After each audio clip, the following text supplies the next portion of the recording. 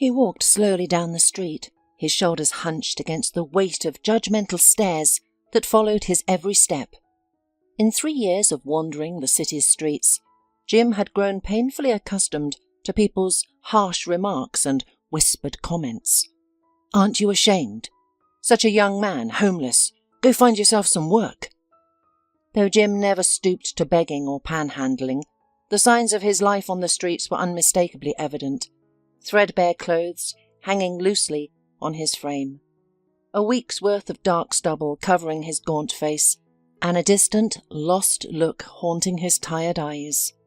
Despite his determined efforts to maintain some semblance of dignity by meticulously washing his shabby clothes in the cold river water during the warmer months, and occasionally treating himself to visits to the public baths when he could scrape together enough coins for a ticket, the cruel label of vagrant seemed permanently affixed to his existence. In truth, he had never known the warmth of a real home. His mother had abandoned him at the maternity hospital. The reason for her devastating choice remained an aching mystery that tormented Jim. As a lonely child in the crowded orphanage, he'd spent countless nights crafting elaborate fantasies where one day she would suddenly appear, tears streaming down her face, and exclaim with joy, "Son, I've been searching for you for so long."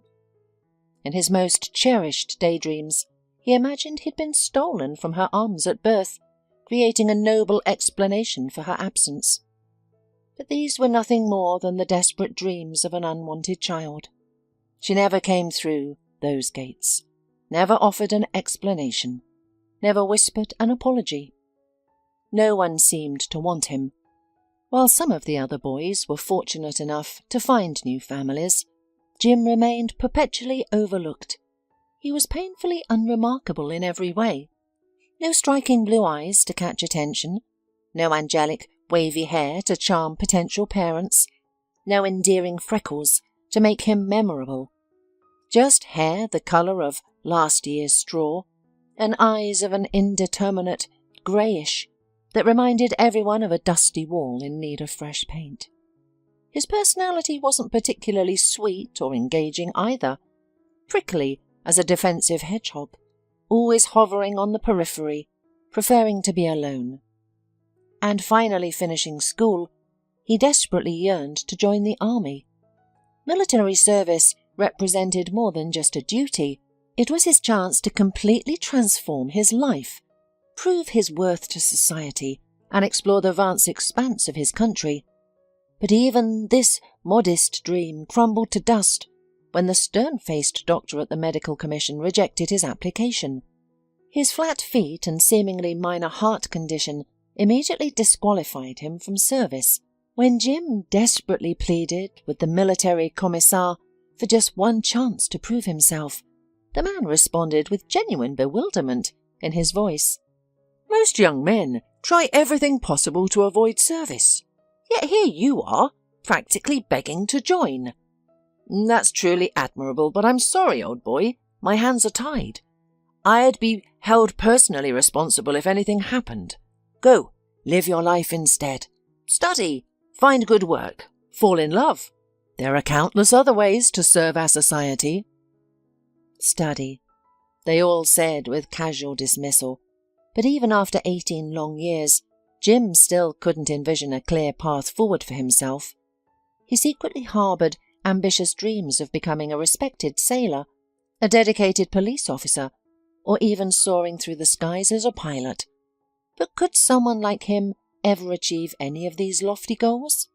His self-doubt ran impossibly deep, constantly reinforced by others who had carelessly labelled him since childhood as the fool.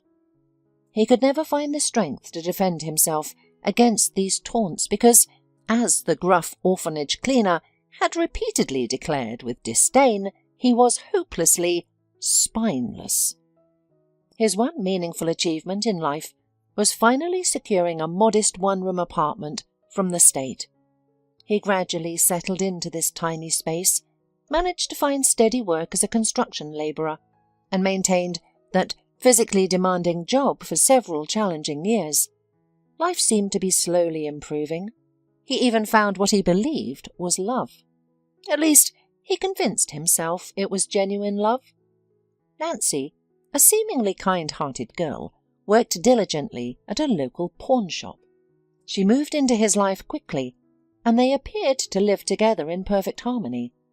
When he accidentally discovered she had a young child being raised by her aging parents in a distant village, Jim, ever the gentleman and driven by his own painful childhood memories, insisted she bring her son to live with them and earnestly suggested marriage.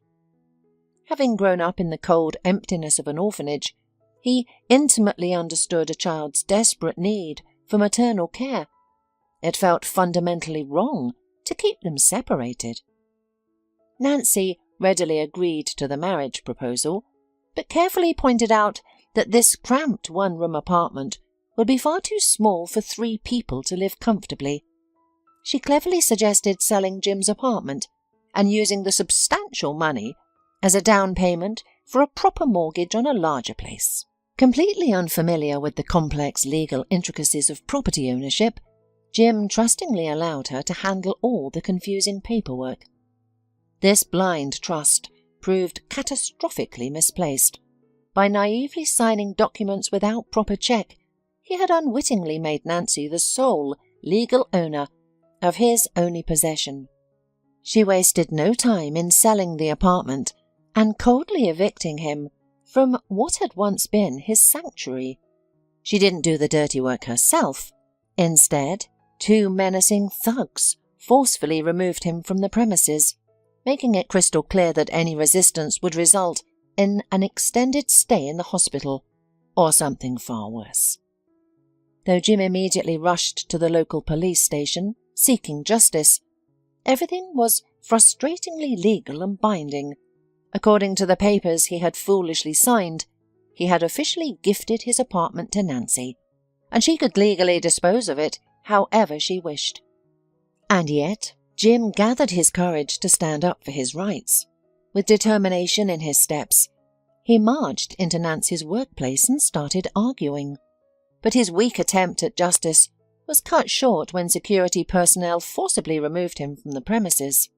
That same evening, in a dark alley near his temporary residence, the same threatening men caught up with him. Their brutal conversation left Jim with severe injuries that required an entire month of hospitalization. Despite police involvement, the perpetrators were never identified or apprehended. Upon his discharge from the hospital, Jim found himself in an impossible situation. His employers had terminated his employment, so the construction site trailer that had been his modest home wasn't available for him now, and his former co-workers, though sympathetic to his plight, avoided any contact. That first night of homelessness found Jim huddled on a cold park bench. In the days that followed, he discovered a network of underground shelters in various building basements, moving from one to another as circumstances required. Through sheer determination, he managed to secure part-time employment as a manual labourer and maintenance worker. When work was scarce, he learned to identify which store dumpsters contained salvageable food items, though this survival strategy often led to confrontation with other desperate individuals seeking the same resources. Street life in some way hardened Jim. He learned to survive in this world, yet not civilized, but at least so. However, despite his circumstances, he maintained an unwavering commitment to his personal standards, meticulously maintaining his hygiene, steadfastly refusing both alcohol and the companionship of other homeless individuals, and carefully allocating his meagre earnings toward essential items and sustenance. While his wardrobe consisted mainly of discarded clothing from waste bins, he took particular pride in occasionally purchasing new socks, a small luxury that helped him maintain his sense of dignity. Through it all, he clung tenaciously to the belief that his circumstances were temporary, that somewhere on the horizon waited an opportunity for positive change. In addition to other part-time jobs, Jim often went to the dump. Although there too everything is tough, all the heaps are literally divided between other brothers and sisters in misfortune. But Jim managed to snatch his piece, where he occasionally found non-ferrous metal which he sold to a familiar bargainer. On this morning Jim approached the dump with no expectations. He had missed the prime scavenging hours when fresh deliveries arrived, and he knew other collectors would have already combed through the most promising areas. Nevertheless, he maintained a glimmer of hope that something valuable might have escaped their notice. Like many in his situation, he often entertained fantasies of discovering hidden treasures, perhaps a misplaced suitcase filled with money, or an antique chair concealing valuable secrets.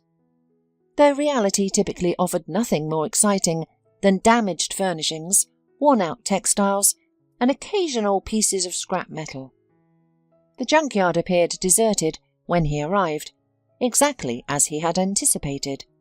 He methodically searched his usual territory before venturing into less familiar areas, acknowledging the likely futility of his efforts.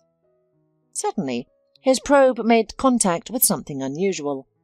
His pulse quickened with familiar anticipation. Could this be the moment when his persistent dreams of a treasure finally materialized?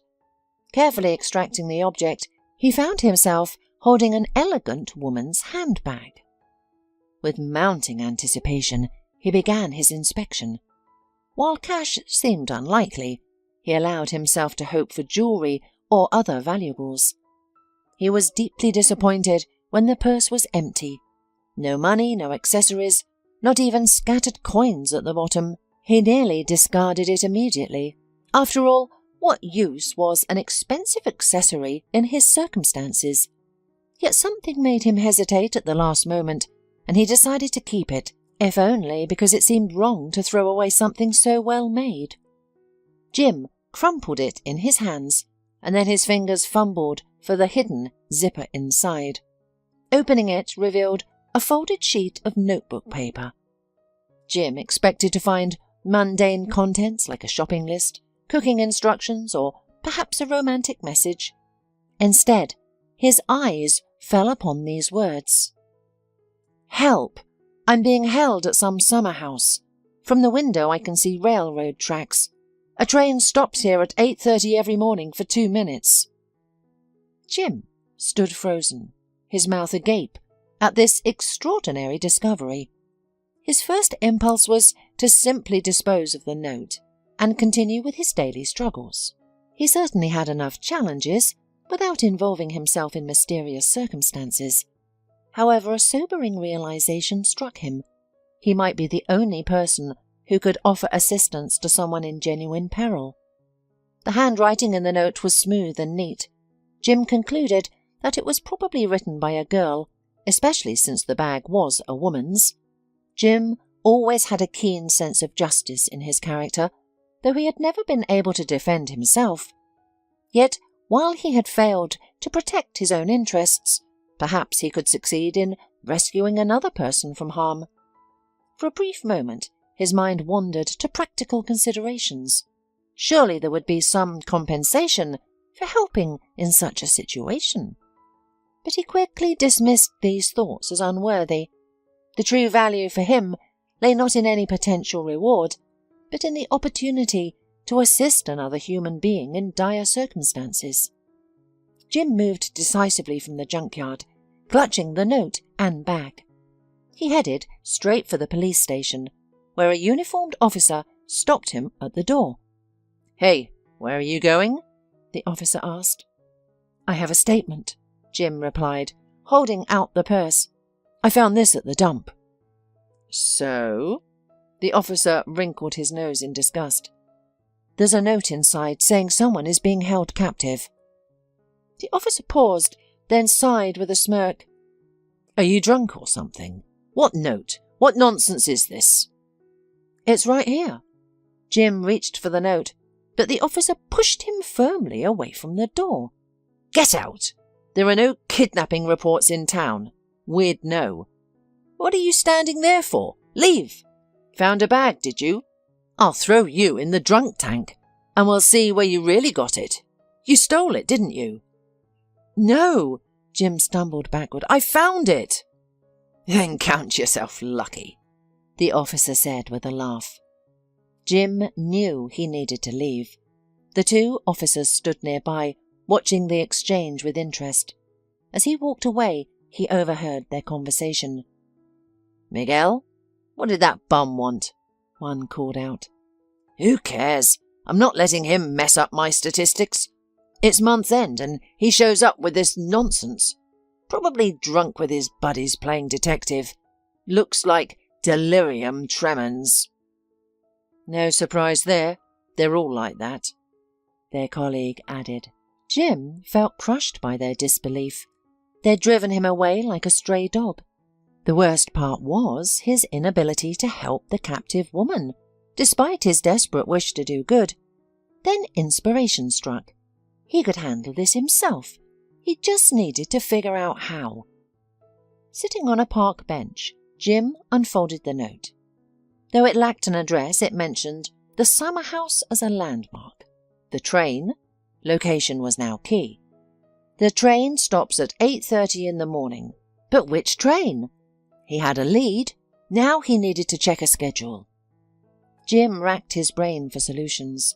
A phone would help, but his was long gone, lost or stolen, though it wouldn't matter with no money on his account. Then it hit him.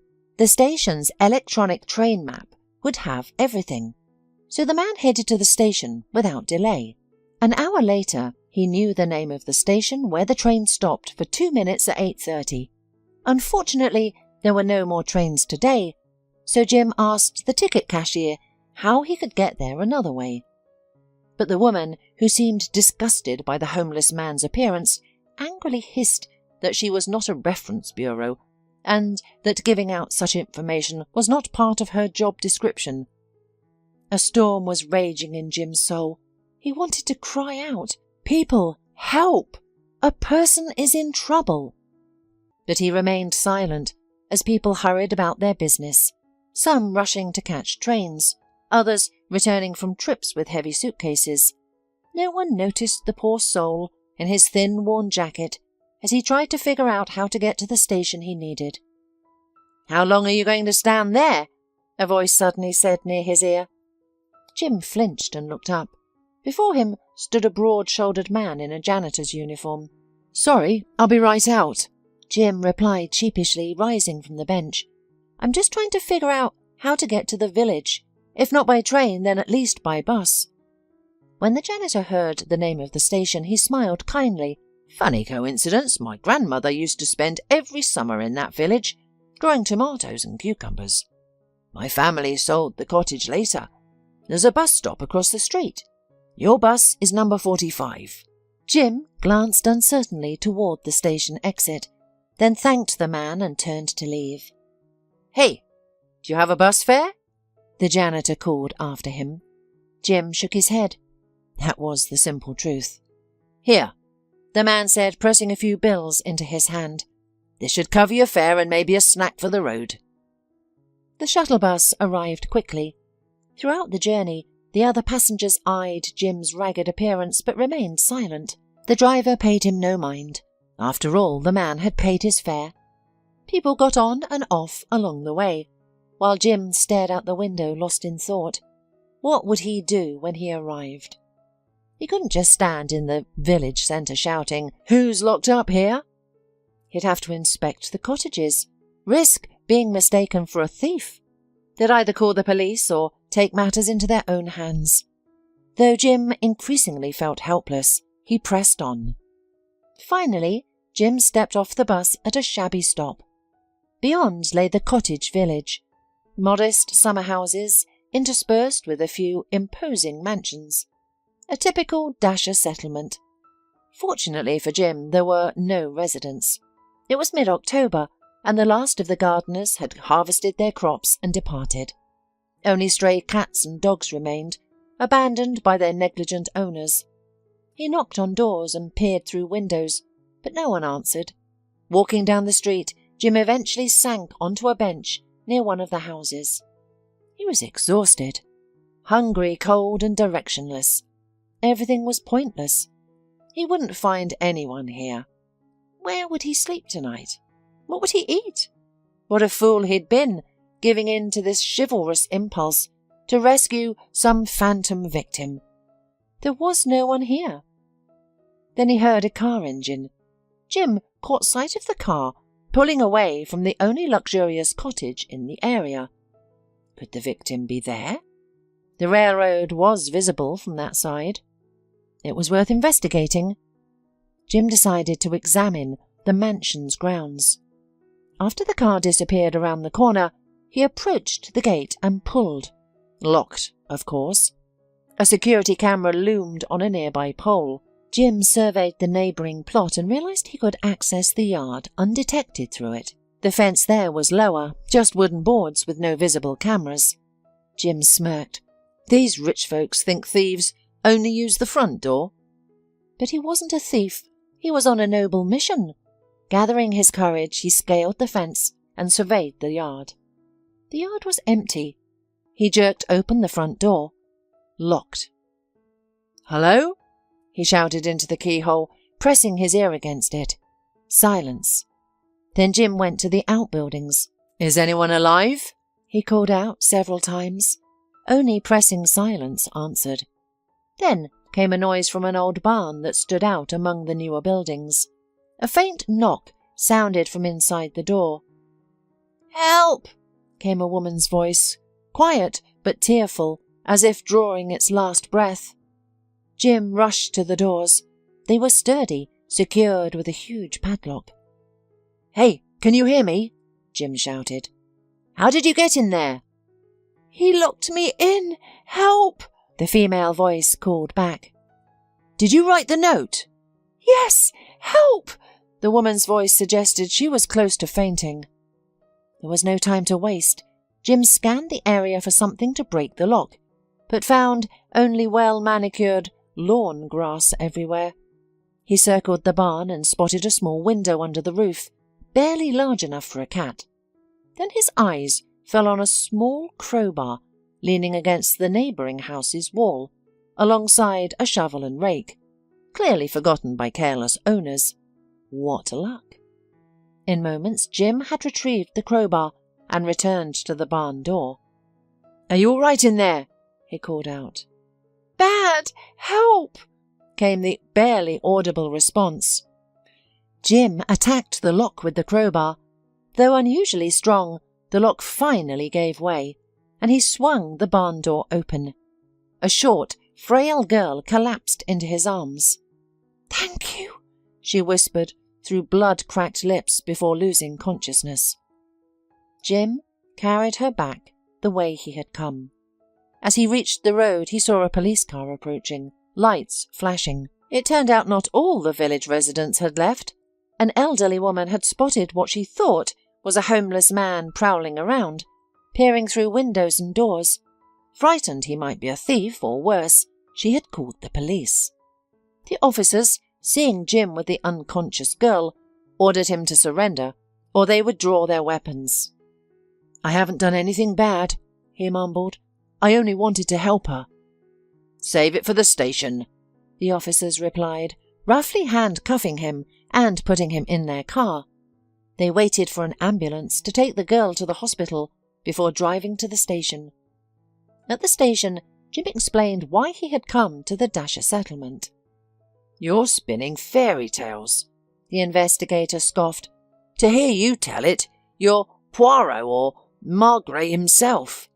Come clean. How long have you been casing those houses? Where's your stash? Or have you drunk away all the proceeds? What did you do to the girl?" "I'm Jim Squibb, just an ordinary man," he replied steadily. "Not a thief, not a murderer, not a rapist. I went to your colleagues first, but they dismissed me, so I acted alone. I found the girl. How is she doing?" "Still unconscious," the investigator said curtly, "but the doctors expect her to recover. Don't think you're off the hook. Her testimony will sink you for sure." "I look forward to hearing her story," Jim said. You might want to investigate the house's owner while you're at it. Are you, the worthless vagrant, trying to tell me how to do my job?" The investigator's face flushed with anger. He called the duty officer, and Jim was taken to a holding cell. Jim went quietly and obediently. Truth be told, he was grateful for a warm place to sleep.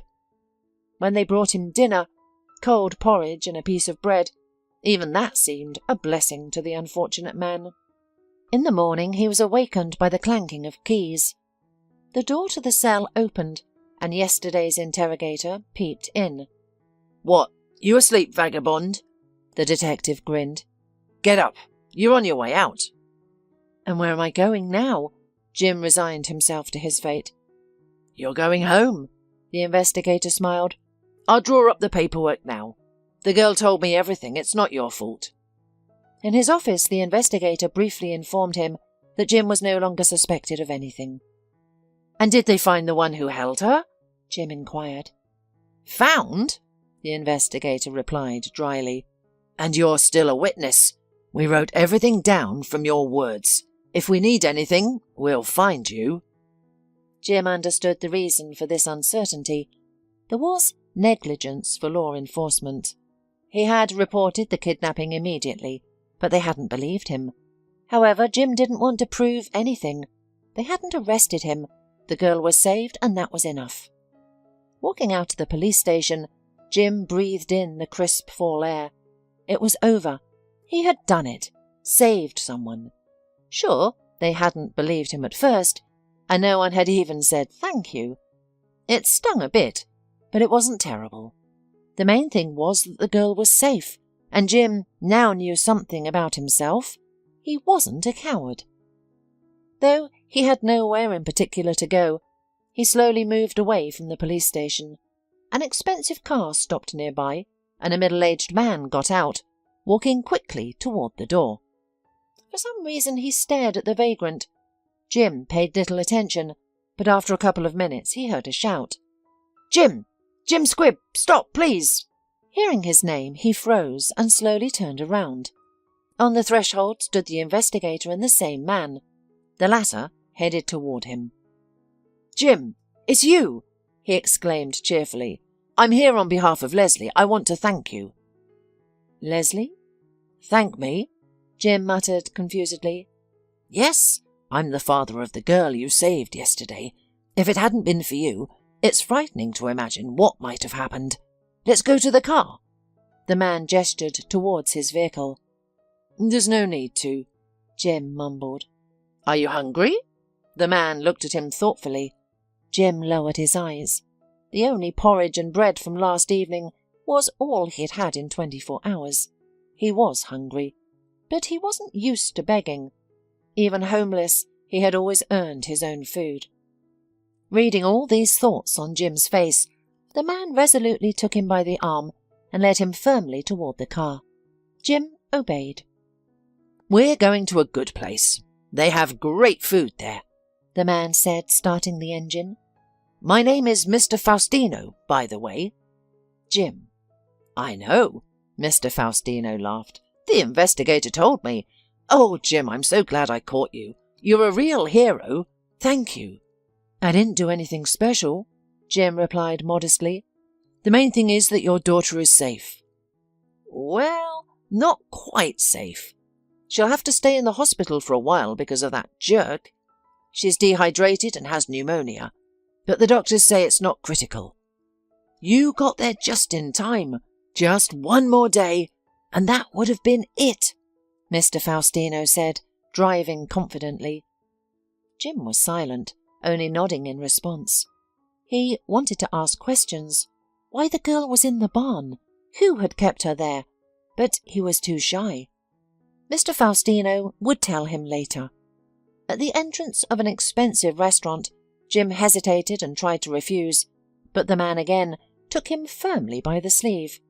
"He's with me," he told the guard. He was surprised, but let it pass. It was clear that Mr. Faustino was well known here, and could afford some oddities, even bringing in a homeless man. Sitting in a private office, surrounded by the exquisite dishes, Mr. Faustino had ordered, Jim learned his entire dramatic story. Mr. Faustino owned a successful business with several branches in different cities. He had a wife and a student daughter, and life was good, until a week ago, when his daughter Leslie didn't return home from university. They searched social networks and called all her friends and acquaintances, but no one knew anything. Just as they were about to contact the police, they received a call. An unfamiliar male voice informed them that he had Leslie, warning that if they wanted to see her alive, they shouldn't involve the police. The stranger demanded Mr. Faustino's entire business, everything he was worth, in exchange for Leslie's return. When Mr. Faustino explained this was impossible to do immediately, the kidnapper gave him a week's deadline. Despite the warning, Mr. Faustino contacted a familiar detective for advice. The detective promised to track down the kidnapper, but agreed they shouldn't go to the police. A few days later, the detective claimed to have found where Leslie might be held, but the lead proved false. Meanwhile, the kidnapper kept calling with reminders and demands. As time ran out, the girl's father began preparing documents to sell his business, too terrified for his daughter's life to contact the police. Then suddenly, he received word that Leslie was in a city hospital. When he and his wife arrived, Leslie was already conscious and told them everything. That day she'd left the university and encountered the detective her father occasionally hired for minor matters. His name was Nigel. He was about 30, and the naive 20-year-old girl had taken a liking to him. When Nigel offered her a ride, she accepted. During the drive, he gave her a cup of coffee, and after that, she had some kind of blackout in her memory. She awoke in a cold shed. It was night, she was terrified, and her phone was missing from her coat pocket. Though she screamed for help, no one heard her. By morning, exhausted on the damp floor, she was startled awake by a train horn. Through a wall crack, she spotted a railroad nearby with a passenger train at a stop. Leslie checked her watch, which thankfully remained on her wrist, and memorized the time.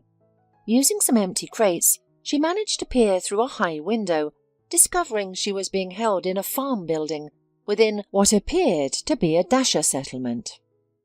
After analyzing her situation, she decided to write a note to throw from the window.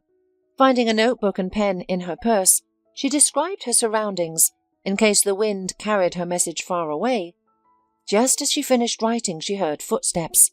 She quickly tucked the note into her purse before the door opened, revealing Nigel, no longer the charming man she'd known, but a monster. When Leslie tried to scream, he taped her mouth shut, bound her hands, took her purse and left.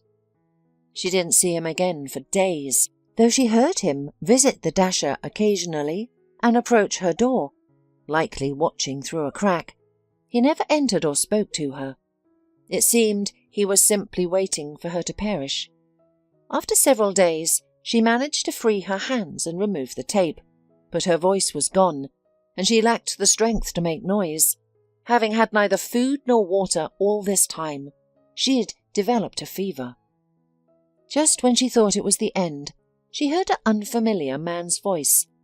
Before losing consciousness, she rushed to the door, remembering only that she saw a destitute man, probably homeless, but she didn't care.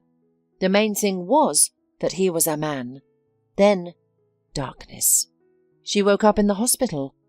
Nigel was detained this morning when he tried to flee at the airport after returning to the village and finding Leslie gone. Finishing his story, Mr. Faustino said, "I never expected him to do that. I trusted him, and he almost destroyed my daughter." "Why did he go through with it?" Jim asked. "Surely he must have known that even if he got the money, he couldn't escape. Leslie would tell everything." "He wasn't planning to let her live," Mr. Faustino replied, his voice filled with pain. "As for the money, trust me, that creep would have figured something out. You stopped his plans. You don't realize what you've done for us." You saved both our daughter and our business. The money doesn't matter. What matters is that Leslie is alive." Mr. Faustino fell silent for a moment before asking, "Now tell me, young man, what's happening in your life?" "Not much," Jim replied sadly. "I've been searching through dumps, which is where I found Leslie's purse." "Well, that was fortunate," Mr. Faustino exclaimed, then quickly added, "But I was not asking about the situation with finding the purse. Jim, I gather you have nowhere to live.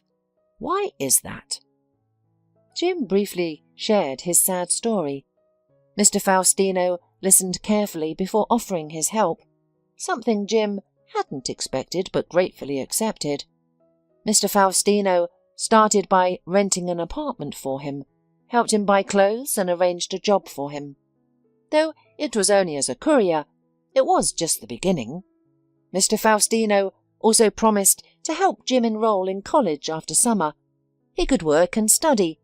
There was still time to catch up if he had the motivation. And Jim did have the motivation. He discovered his calling, to become a lawyer. He stayed friends with Leslie and found true love with Sarah, a nurse at the local hospital where he had had his medical check. At first he couldn't understand why Sarah loved him, a poor man without a good background. He even asked her about it. "What a silly thing," Sarah laughed. "You're the best man in the world. I feel safe with you." These words gave Jim renewed strength. Now he knows for certain that he's not worthless, and he will succeed. Being at the bottom isn't the worst thing. What's worse is having no chance to rise again, having no one extend a helping hand. And in that, he's been fortunate.